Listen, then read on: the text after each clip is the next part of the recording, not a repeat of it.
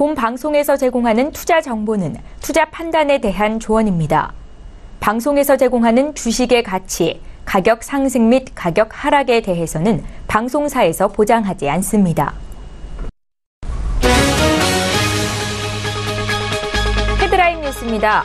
미국 뉴욕 증시에서 주요 지수는 골드만삭스 등 금융주와 디즈니 주가가 큰 폭으로 내린 가운데 혼조세를 보였습니다. 뉴욕 증권거래소에서 다우존스 지수는 전장보다 0.10% 하락한 21,784.78의 거래를 마쳤고 S&P 500 지수는 0.02% 낮은 2,465.10을 기록했습니다. 기술주 중심의 나스닥 지수만 0.07% 소폭 오른 6,397.87의 장을 마감했습니다. 유럽중앙은행은 통화정책회의에서 모든 정책금리를 동결하고 경기가 악화할 경우 채권 매입 프로그램을 확대할 준비가 돼 있다는 기존 방침을 유지했습니다. 또 마리오 드라기 ECB 총재는 회의 직후 가진 기자회견에서 최근 환율 변동성에 대해 우려하면서도 유로화 강세 폭에는 특정 발언을 내놓지 않았으며 내년 통화정책 결정 변화는 다음 달 26일 회의에서 내려진다고 예고했습니다. 지난 2일로 끝난 주간의 미국 실업보험 청구자 수가 허리케인 하비의 영향으로 큰 폭으로 증가했습니다. 미 노동부는 지난주 실업보험 청구자 수가 6만 2천 명 증가한 29만 8천 명을 기록했다고 발표했습니다. 이는 지난 2015년 4월 이후 가장 많은 것으로 월스트리트저널이 집계한 전문가들의 예상치 24만 1천 명을 훌쩍 넘은 것입니다. 다만 실업보험 청구자 수는 지난 1970년 이후 가장 긴 기간인 131주째 30만 명을 밑돌았습니다. 국제유가가 소폭 하락했습니다. 미국의 원유 재고가 늘었다는 소식이 유가의 부담으로 작용했습니다. 미 에너지정보청은 지난주 미국의 원유 재고가 한 주 전보다 458만 배럴 증가했다고 밝혔습니다. 뉴욕 상품거래소에서 서부 텍사스산 원유 WTI 10월 인도분은 전날보다 배럴당 0.14% 하락한 49달러 9센트의 거래를 마쳤습니다.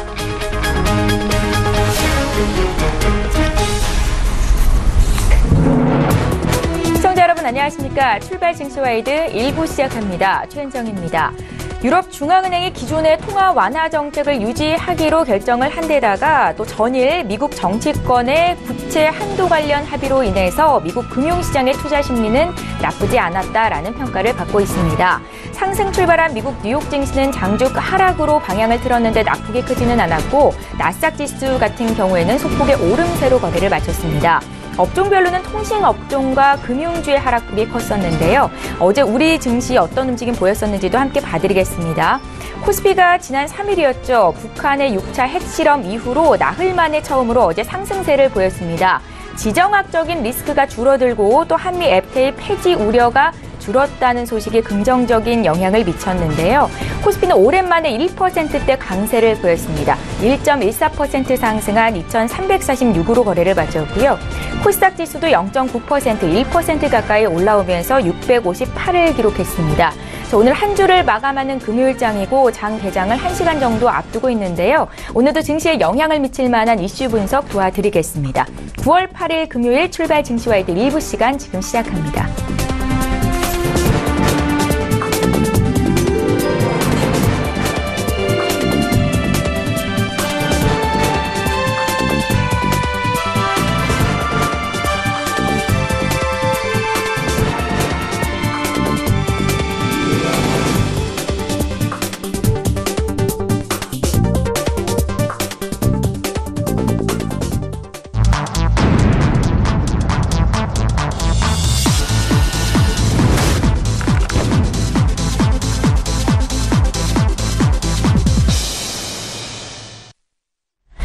최근에 유로화 강세가 지속되고 있습니다. 이에 관련해서 금융시장의 이목이 유럽중앙은행의 통화정책회의에 집중이 됐었는데요. 어떤 내용이 나왔었는지 시사점과 함께 분석해보겠습니다. 김대호 경제학 박사 모셨습니다. 박사님 안녕하세요. 자, 먼저 이번 22 통화정책회의의 주요 내용 어땠는지부터 살펴주십시오. 네, 밤사이 전 세계에 주목을 끌었습니다. 22 유럽 중앙은행이 어떤 결정을 하느냐에 따라서 지금 들끓고 있는 세계 경제가 어떤 방향으로 가느냐에 하나의 그 변곡점이 될 수도 있다고 이래 전문가들이 보고 있었거든요. 이제 막상 표를 깨고 보니까 가장 중요했던 대목이 유럽 양적 완화를 이제 그 종료할 것이냐 안 할 것이냐, 이것이 전 세계의 가장 큰 관심사인데 여기에 대해서는 일단 결정을 보류했습니다. 일부 국내의 많은 언론들은 이번에 드라기 마리오 유럽 중앙은행 총재가 이번에 유럽 양적 완화를 끝낼 것이다 라고 전망했었는데 그 전망이 일단 어긋난 거죠. 그래서 10월 달까지는 그에 대해서 말하지 않겠다. 그리고 이 FOMC라고 해당하는 정책 회의가 끝난 다음에 기자회견에서는 이 드라기 마리오 총재는 경우에 따라서는 더 연장할 수도 있다.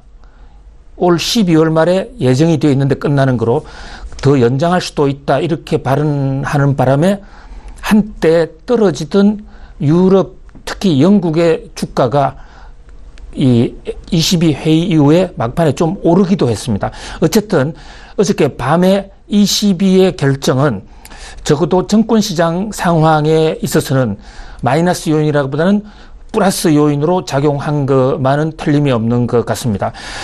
그리고 이제 테이퍼링을 연기하기로 했다. 10월 26일 날 가서 결정을 하겠다는 그 발표와 동시에 또 주목을 끄는 것은 ECB의 경제 성장률과 물가 전망입니다. 우리가 경제 성장률과 물가를 왜 중요시하느냐면 이것이 바로 다음의 금리 정책하고 바로 연동이 되기 때문에 중앙은행들이 금리 정책을 할 때 바로 이 물가와 성장률을 가지고 하고 있기 때문에 이것을 주목해 봐야 되는데요.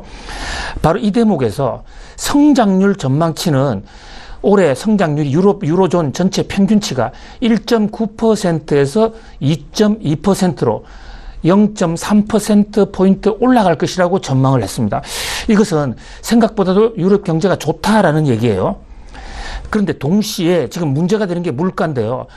물가는 1.5%, 인플레이션율이 1.5%, 1.2%로 오히려 0.3%포인트 하락 전망을 했습니다. 이렇게 성장 지표는 올라가고 물가 지표는 내려갔어요. 바로 이 대목에 바로 ECB 드라기 마리오 총재의 고민이 있는 것입니다. 이게 한쪽 방향으로 갔다면 앞으로 내가 금리를 올릴 것이다. ECB가 금리를 내릴 것이다. 방향을 정할 수가 있는데 물가는 떨어지고 성장률은 올라갔단 말이죠. 그래서 여전히 ECB 자체도 앞으로 유럽의 금리 정책을 어떻게 가져가야 될지 잘 모르겠다라는 것으로 결론이 났다고 볼 수 있어요. 잘 아시다시피 지금 ECB의 기준금리는 0%입니다. 0%의 금리인데 이건 비정상적인 금리거든요. 이 비정상의 정상화란 차원에서 이것은 언젠가는 조정이 될 겁니다. 플러스로 올라갈 것인데 그것이 언제 될 것인지 한 달 유예해달라. 10월 달에 모든 것을 발표하겠다. 이것이 어젯밤의 결론이다. 이렇게 볼 수 있습니다. 예, 회의 이후로 있었던 드라기 ECB 총재의 입에도 주목을 했었는데요. 최근 유로화가 강세를 보이고 있는 게 또 유럽 쪽에서는 압박이 되고 있는 것 같습니다. 유로존 전역의 인플레이션 전망이 영향을 받을 것이다라고 언급을 했는데 어떤 의미가 있습니까? 맞습니다. 예. 지금 유로화 강세가 세계 경제에 상당히 큰 변수인데요. 예. 우리나라에 계시는 분들은 유럽이 우리나라하고 별 교류도 없는 유럽이 강세가 됐든 말았든 이게 무슨 상관이냐 이렇게 생각하실 수도 있는데 그것은 큰 오산입니다. 유로화가 강세가 된다라는 것은 거꾸로 얘기하면 이 환율이라는 것은 다른 나라에 비한 상대 비율이거든요. 그러니까 미국 달러 가치가 떨어지고 있다는 얘기예요. 미국 달러 약세가 우리 경제에 미치는 영향, 이것은 우리 시청자분들도 잘 아시지 않습니까?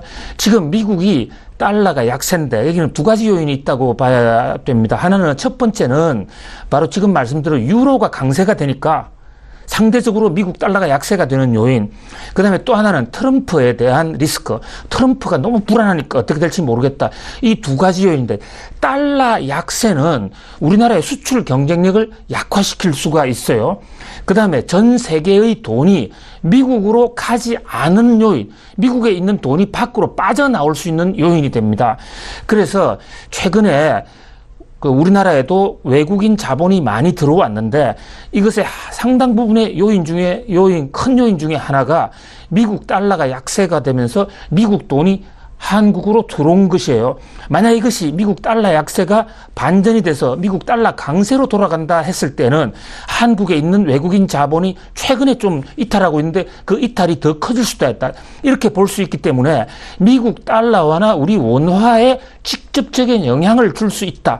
이런 측면에서 유럽 그 달러 강세를 예의주시해 볼 필요가 있는데요. 지금 올 들어서 유로존이 통용으로 쓰고 있는 유로화 가치가 달러 대비 14%나 올랐어요. 이게 대단히 높은 상승률입니다. 이게 왜 달러에 대해서 유로화 강세가 이루어졌느냐? 아까 말씀 올린 대로 트럼프 리스크도 하나 있지만 유럽 내에서 올해 연말까지 테이퍼링, 그러니까 이마 양적 완화를 이제 중단하고 유럽도 이제 금리 인상 기조로 간다. 라고 하는 그 기대감 때문에 그동안 국제 투자자들이 미국 달러 대신 또는 일본 엔화 대신 유로화를 사재기를 한 겁니다. 그런데 그 사재기 속도가 지금 너무 빠른 거죠. 그래서 마리오 드라기 총재가 겁이 나서 이번 달에 양적 완화 중단한다 어쩐다라는 말을 못한 거예요. 한 달 유예하게 된 직접적인 이유가 바로 지금 유로화의 지나친 강세에 있거든요. 그래서 지금 ECB나 마리오 드라기 총재 입장에서는 유로화의 강세를 매우 조심하고 있다. 네. 거꾸로 얘기하면 유로화가 강세가 되면 더 이상 강세가 되면 유럽 중앙은행이 손을 좀 볼 수도 있다. 이것이 중요한 오늘의 관전 포인트다. 어젯밤에 있었던 ECB 결정사항에 우리가 주목해야 될 대목이다. 이렇게 볼 수가 있습니다. 앞으로 그래서 유로화가 어느 정도 강세가 되느냐. 거기에 따라서 앞으로 ECB의 통화 정책이 결정이 될 것이고 그것이 전 세계의 금리 인상 기조가 가느냐 안 가느냐. 우리나라에도 직간접적으로 영향을 줄 수 있다 이렇게 봅니다. 예, 유로화 강세는 달러 약세를 의미하고 이것이 또 우리 경제에도 미치는 영향이 지대하기 때문에 말씀을 해주셨는데요. 잠시 뒤에 구체적으로 환율 얘기 듣도록 하겠습니다. 자, 월간 600억 유로 규모의 채권을 매입하는 ECB의 양적 완화 프로그램이 올해 말로 종료가 될 것으로 예상되고 있는데요. 단계적인 테이퍼링이 지금 예고되고 있는 건데 짚어볼 부분은 어떤 것들이 있을까요? 예, 지금 양적 완화 말씀을 많이 강조하시는데요. 앵커님이 너무 수준 높게 이렇게 말씀을 하시니까 양적 완화를 모르는 사람들이 많거든요. 우리 학생들도 그걸 잘 몰라요. 양적 완화. 예, 양적 완화. 영어로 이제 퀀터티티브 이즈니스. 이러니까 이것을 직역하다 보니까 양적 완화인데 저는 이것은 너무 어려운 번역이 아닌가. 그냥 저는 돈 풀기입니다. 한마디로. 근데 기존에 있는 돈 풀기와 양적 완화는 어떻게 다르냐면요. 기존의 통화량을 줄이는 방식은 금리를 내리는 건데 지금 금리가 0%까지 갔는데도 더 이상 돈이 안 풀어지니까 중앙은행이 아무리 돈을 풀어도 그 돈이 다시 환류된단 말이죠. 그래서 강제로 돈을 푸는 것이 양적 완화입니다. 저는 제가 교과서를 쓴다 그러면 양적 완화는 강제 돈 풀기로 좀 바꿔야 된다고 생각을 해요. 네. 자, 강제 돈 풀기 어떻게 하느냐면요. 중앙은행이 유럽의 경우에 ECB가 돈을 찍어내서 그 돈으로 시중에 있는 채권을 사모으는 겁니다. 채권을 사모으게 되면 그만큼 중앙은행이 사모으는 그만큼의 돈이 중앙은행 찍어둔 돈이 기업으로 나가는 거예요. 이것이 한 달에 600억 달러 규모씩 지금 찍어내 왔습니다. 유럽 경제가 너무 안 좋으니까 ECB가 600억 달러 규모, 우리 돈으로 환산하면 약 70조예요. 어마어마한 돈을 강제로 돈 풀기를 했습니다. 그런데 이것이 현재 예정으로는 12월 말에 끝나기로 돼 있어요. 이걸 너무 오래 하면 또 비정상이 오래되면 경제에 부작용을 줄 수 있기 때문에 또 미국이 이미 2014년에 양적 완화를 끝내지 않았습니까? 그래서 드라기 마리오 총재가 우리 유럽도 이제 양적 완화를 끝내야 된다. 끝낸다 하는 것이 그게 테이퍼링이에요. 테이퍼링. 네. 테이퍼링이 영어로 줄인다는 얘기인데 양적 완화를 이제 더 이상 하지 않는다. 그래서 양적 완화를 이제 하지 않을 것처럼 보다 정확하게 말씀 올리면 올 12월 달에는 이제 한 달에 600억 달러씩 70조 원씩 강제로 돈 푸는 거 이제 스탑하겠다라는 그런 분위기를 잡으니까 그때부터 야, 이제는 유로와 돈 가치가 올라가는 것이 아니냐. 유럽의 자금 사정이 나빠지면 돈 가치가 올라갑니다. 그래서 전 세계 투자 자금들이 유로화 투기를 시작하니까 여기서 또 드라기 마리오 총재가 이렇게 너무 가면 안 되는데 천천히 단계적으로 이렇게 밝혀가야 되는데 이제 이렇게 입장을 선회한 것이 어젯밤에 22의 결정인 거예요. 예. 그래서 단계적으로 테이프를 할 것이다. 그러니까 12월 말에 끝내는 것이 사전에 공지한 것대로 가는 것입니다. 그것이 얘기한 대로 가는 것인데 그렇게 할 경우에는 유로화가 또는 영국 마르크화가 너무 지나치게 강세가 될 것이다.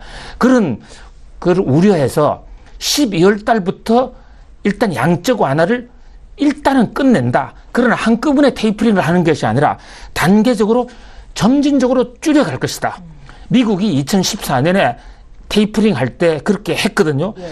이걸 이제 어느 일순간에 한 달에 600억 달러씩 70조 원씩을 시장에 풀다가 갑자기 중단하면 시장에 곡소리가 날 수 있지 않습니까? 그걸 이제 경제학에서는 그것을 긴축 발작 현상이다. 이렇게 얘기를 하고 있어요. 그걸 테이퍼 텐트럼 현상이다. 근데 그런 것을 우려해서 10월 26일 날 22에서는 자, 12월 달부터는 양적 완화 스톱한다. 그렇지만 단계적으로 줄인다. 그러니까 내년에 조금씩 줄여간다.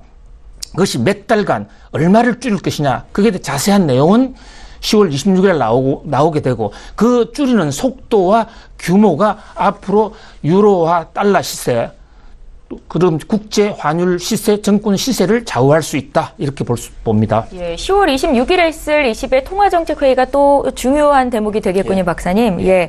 인위적인 돈 풀기를 시장의 충격이 크지 않도록 줄이는 것, 이것이 테이퍼링이다라는 말씀을 주셨고요. 또 단계적으로 줄이겠다는 입장을 표명을 했는데 이번 22 통화정책회의 이후 시장의 반응은 어땠습니까? 예, 시장은 독일 증시, 프랑스 증시, 각국의 유럽 증시가 전반적으로 오름세를 보였어요. 예. 영국 지수 같은 경우는 떨어지다가 다시 오름세. 그래서 22 결정에 대해서 적어도 유럽 시장은 환호했다. 왜 환호했느냐? 자, 12월 달에 일괄적으로 양적 완화를 없애는 그런 테이퍼링을 할 것으로 생각을 했는데 단계적으로 할 것 같아? 이러니까 당초 시장이 우려했던 속도보다는 좀 더 늦게 시중의 돈줄을 쨘 것이다. 정권시장은 금융시장의 통화량과 굉장한 밀접한 플러스의 상관관계를 갖고 있습니다. 그러니까 통화량이 많아지면 주가는 오르고 통화량이 줄어들면 주가는 떨어지는 것이죠. 그런데 통화량 줄이는 것을 당초 예상보다 좀 더딘 속도로 하겠다. 이러니까 유럽의 증시가 좋아지는 것은 너무나 당연합니다. 그런데 미국 증시는 이어서 열린 시차가 있지 않습니까? 이어서 열린 다우 뉴욕 증권시장 NYSE에서의 다우 지수나 S&P는 조금 떨어졌죠. 네. 물론 미국 증시는 북한 변수가 지금 더 크게 작용하고 있어요.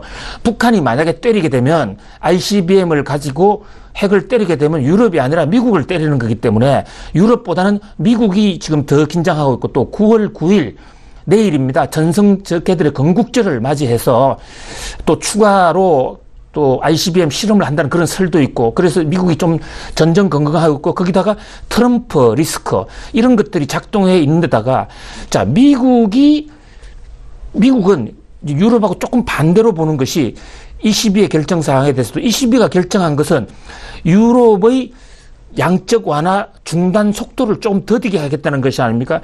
그러니까 다시 얘기하면 유로화 강세를 좀 천천히 가겠다는 거거든요. 유로화 강세는 거꾸로 얘기하면 미국 달러 입장에서 달러가 약세예요. 미국 달러가 약세가 되면 미국의 수출 경쟁력이 살아납니다.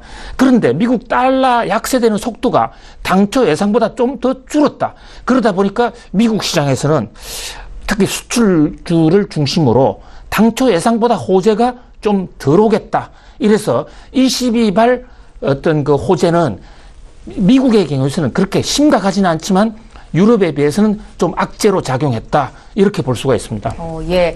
자, ECB 결정에 대해서 유럽 증시는 환호했다라고 말씀을 주셨고요. 앞서서 저희가 최근 환율의 움직임에 대해서 얘기를 좀 했었는데요. 보다 구체적으로 좀 살펴보겠습니다.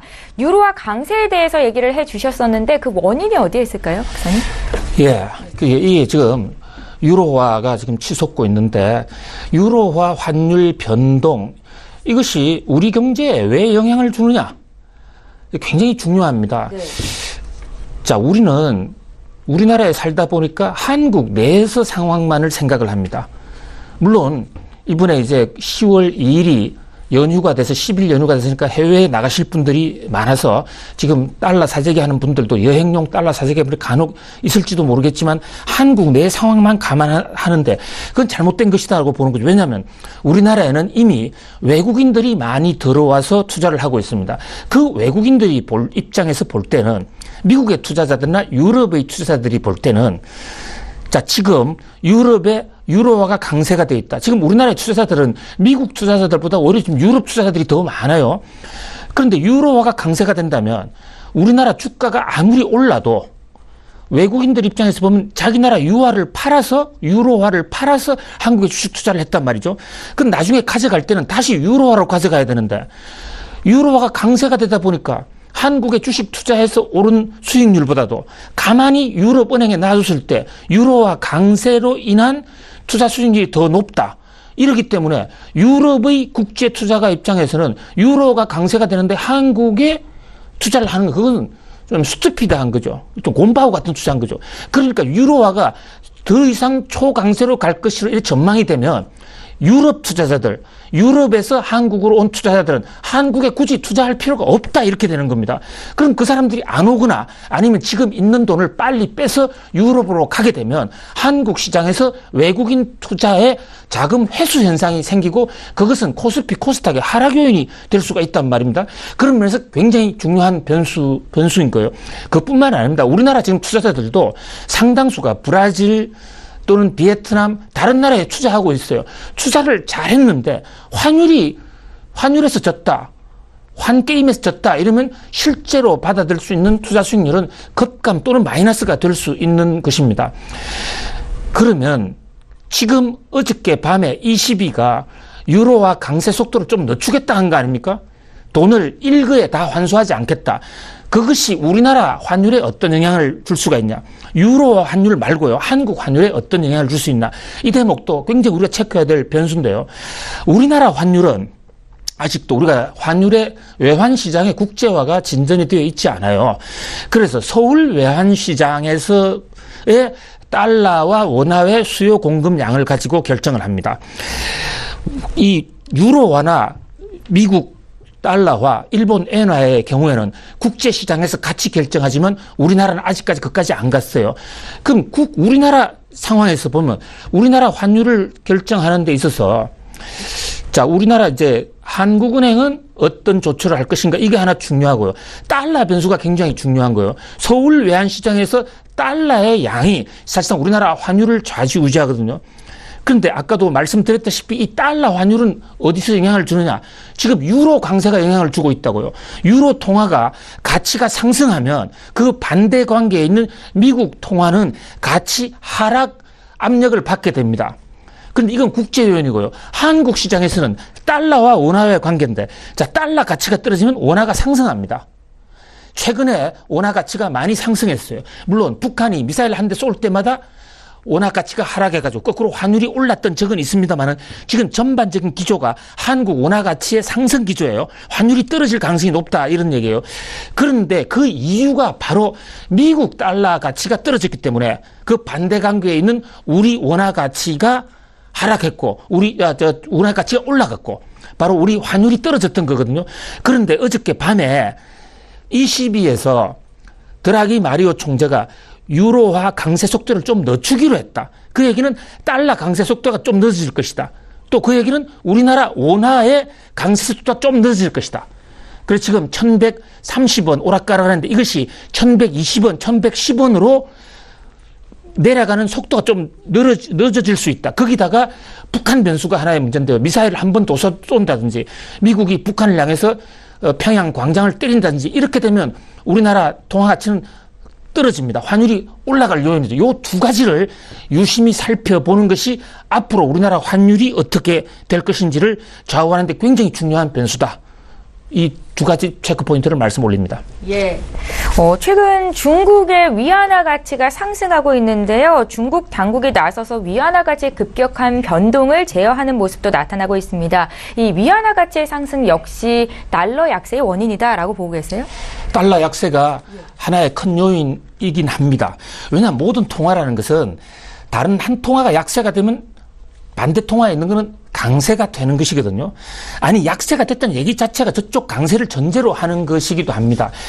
그러나 미국 달러 입장에서 보면 거래량이 가장 많은 곳이 유로화고 그 다음이 일본 엔화입니다. 우리나라 통화나 중국 위안화는 미국 달러 입장에서 그렇게 큰 변수가 안 돼요.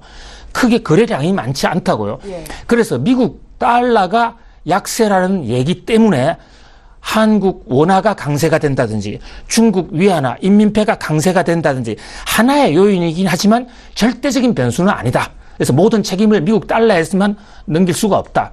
그렇다면 중국 위안화는 최근에 왜 올라가느냐? 중국 위안화 가치가 지금 거의 급등하고 있거든요. 이것은 중국 위안화는 아직 국제화가 안 됐어요. 중국 위안화는 자기들 말로는 통화 바스켓 시스템을 시행하고 있다.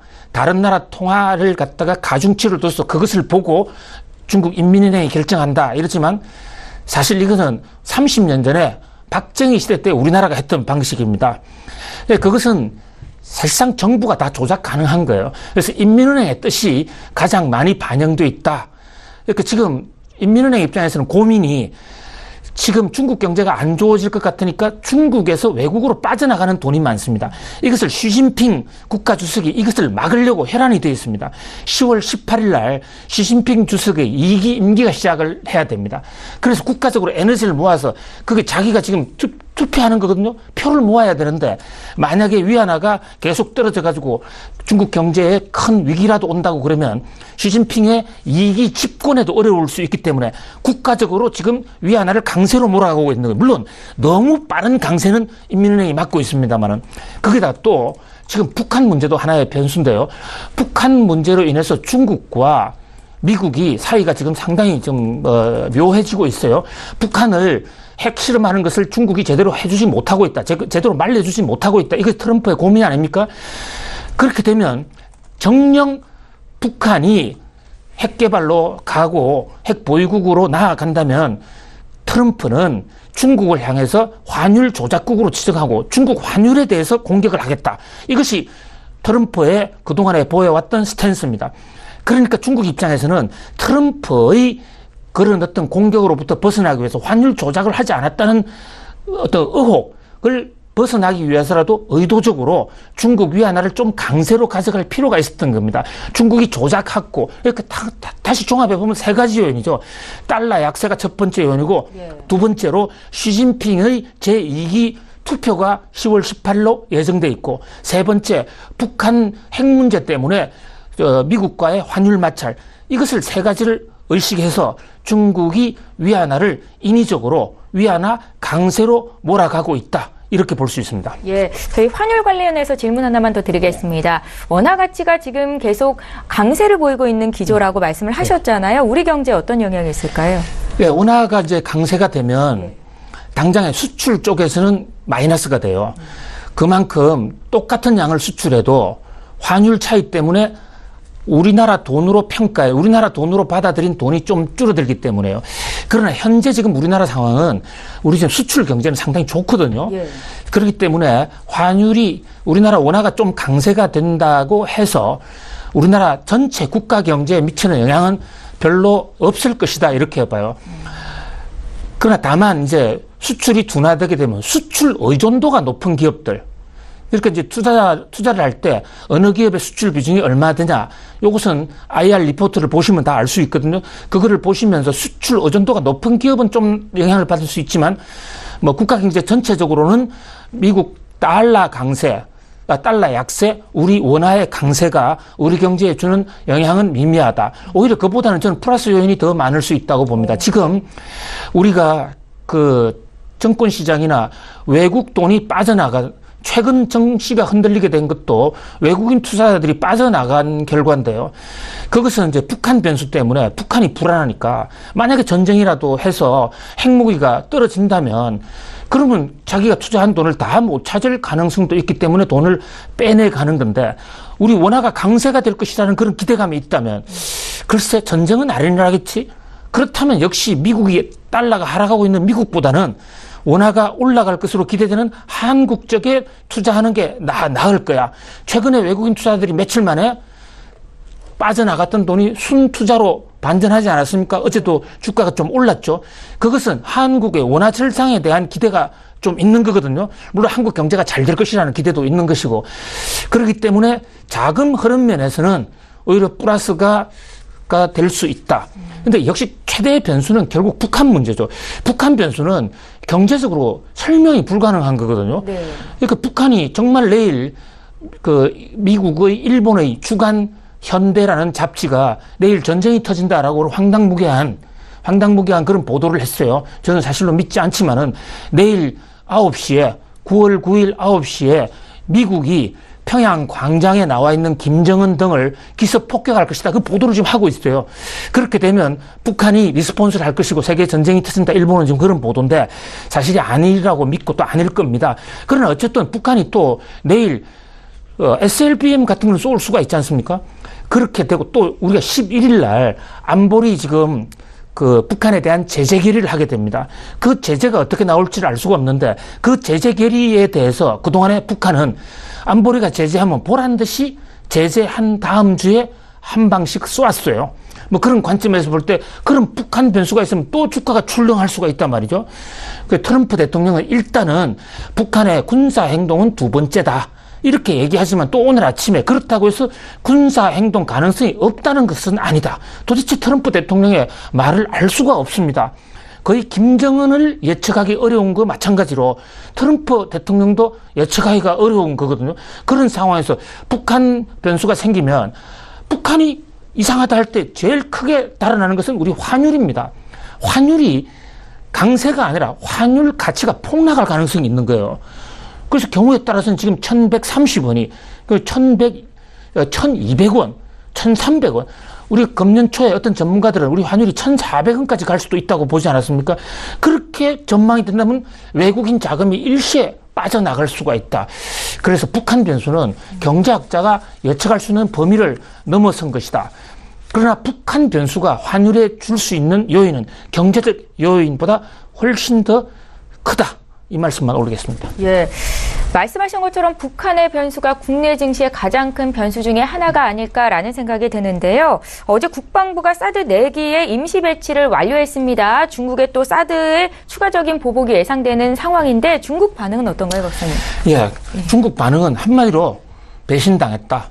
배신도 한 번 배신이 아니라 2번 배신당했다 이렇게 생각하는 것이죠. 정말 저는 외교를 왜 이렇게 하는지 참으로 참담하고 안타깝기 짝이 없습니다. 사드는 배치한다는 쪽의 여론도 일리가 있고 배치하면 안 된다는 쪽의 여론의 일리가 있어요. 국민 여론조사도 한 57대 43 정도로 나오는데요.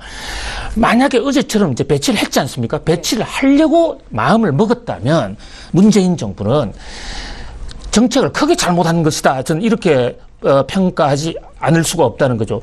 왜냐하면 그 전에 박근혜 정부가 이미 다 결정해 놓은 거지 않습니까? 그러면 박근혜 정부한테 모든 책임을 밀고 배치한 다음에 중국 달리기에 나가서 자, 그 전 정부가 해서 어쩔 수 없는데 이제부터 우리 중국하고 잘해봅시다. 라고 얘기했다면 지금쯤은 사드 보복이 해소될 수도 있었을 거예요. 그런데 문재인 정부는 어떻게 했습니까? 마치 사드 배치를 안 할 수도 있다. 환경평가를 해보겠다. 국회 동의를 거치겠다. 국회 동의도 구하지 않고 그냥 강행을 해버렸습니다. 그러니까 한겨레 신문 같은 데는 문재인 정부 너마저도 이런 제목을 뽑았어요. 그뿐만이겠습니까? 문재인 정부를 지지해왔던 많은 사람들도 촛불 정부, 내가 이러려고 촛불 정부를 지지했냐. 이렇게 지지계층 쪽에서도 비아냥거리는 얘기가 나오고 있단 말이죠. 그런데 중국은 오죽하겠습니까? 시진핑 입장에서는 이제 민주화 정부가 오면 좀 나아지겠네 했는데 배신을 당했다. 이 배신은 처음에 당했던 배신보다 더 큰 거죠. 그렇기 때문에 저는 자, 이제 중국의 사드 보복은 이제 시작이라고 봅니다. 그동안에는 전초전 하나의 오픈 게임에 불과했습니다. 그래서 주식 투자자들 입장에서도 지금 중국 의존도가 높은 기업들 좀 조사해 볼 필요가 있는 거예요. 자, 이마트 철수했지 않습니까? 그 다음에 롯데 같은 경우에도 지금 롯데 쇼핑 뭐 엄청나게 타격을 받지 않겠냐. 그뿐만이 아니죠. 화장품 주식 등등 이제부터 시작이다. 중국 입장에서는 왜 사드 보복을 더 강행을 하느냐면요. 한국이 하나의 시금석이 되는 거예요. 한국이 사드 배치를 했는데 아무 조치를 하지 않고 넘어갔다 했을 경우에 다른 나라가 연쇄적으로 사드 배치할 수가 있지 않습니까? 지금 일본의 경우에는 사드를 어떻게 배치했냐면 레이더만 배치해 놓은 겁니다. 미사일까지 갖다 놓은 것은 우리나라가 세계에서 유일합니다. 그런데 한국을 그냥 넘어갔다 이래서 중국 입장에서는 베트남, 인도 같은 데서 계속 사드가 확산되면 어떡하겠냐.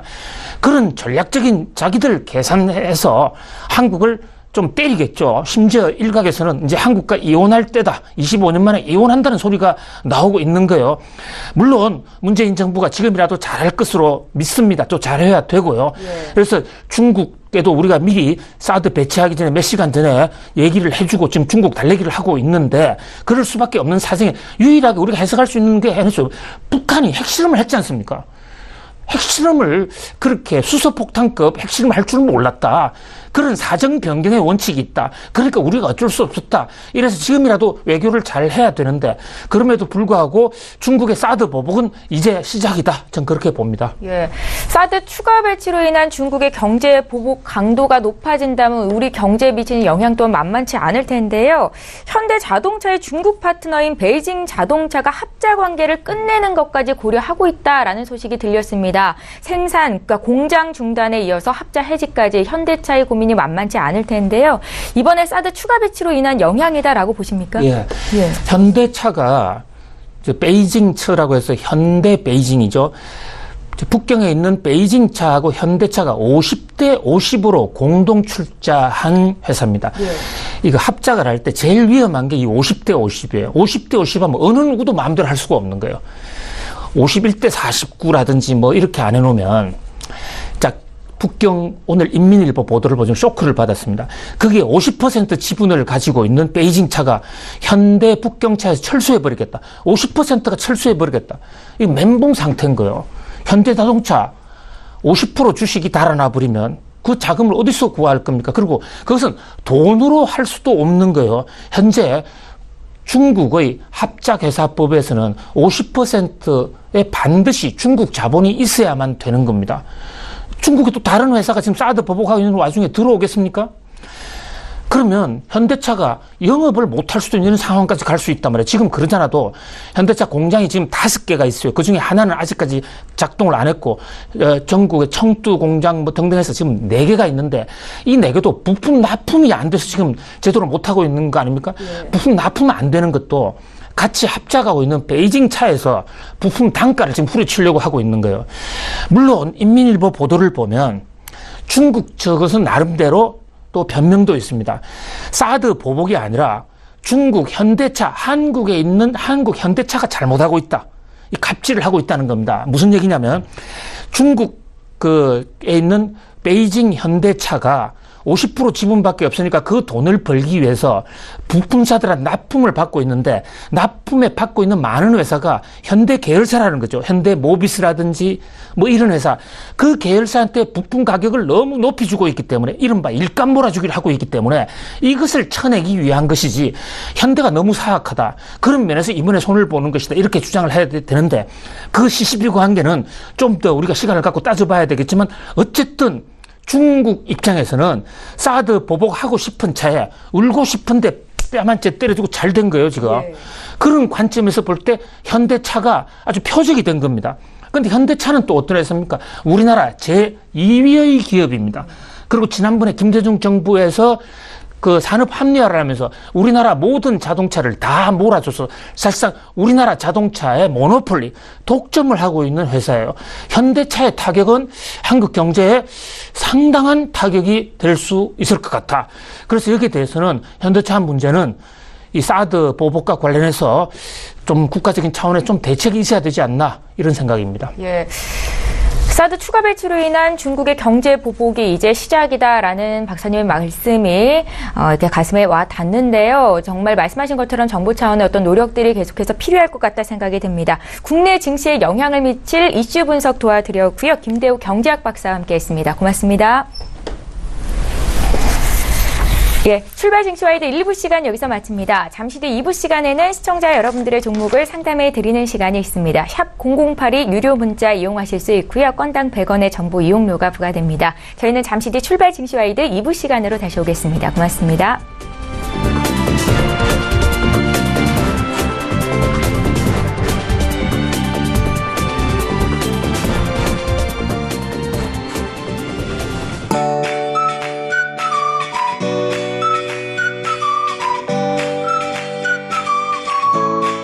안녕하세요. 캐더 라이프스타일 예보 허수진입니다. 금요일은 오늘 쾌청한 가을 하늘을 볼 수 있겠습니다.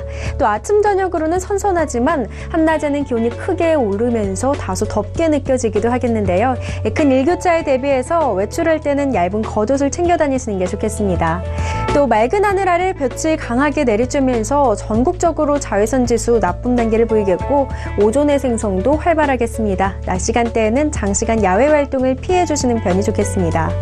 한편 수도권 지역을 포함해 중서부 지역은 미세먼지에도 유의하셔야겠는데요. 환경부 기준 한때 나쁨 단계가 예상되는 만큼 호흡기 건강관리에도 신경을 써주셔야겠습니다. 현재 안개 영상 보시면 곳곳으로 안개가 짙게 껴 있습니다. 가시거리가 100m도 채 되지 않는 곳들이 있고요. 또 전국 곳곳으로 안개주의보도 내려져 있습니다. 오늘 우리나라는 서해상에 위치한 고기압의 영향을 받으면서 전국이 대체로 맑겠습니다. 그럼 이어서 자세한 지역별 날씨는 나절 예보로 알아보겠습니다. 중부지방 하늘 맑은 가운데 낮 기온은 30도 가까이 오르면서 덥겠지만 밤이 되면 다시 선선해지겠습니다. 동해안 지방에서도 종일 맑은 하늘을 볼 수 있겠습니다. 속초와 강릉의 낮 기온 27도로 예상됩니다. 남부지방도 역시 하늘 쾌청하겠고요. 낮 기온은 광주와 부산 29도, 대구는 30도까지 올라 덥겠습니다. 물결은 동해와 남해상에서 최고 2m를 일겠습니다. 주말에는 구름만 다소 지나면서 활동하기 대체로 무난하겠는데요. 다만 일요일 제주도를 시작으로 월요일에는 전국에 한 차례 비가 내릴 전망입니다. 날씨였습니다.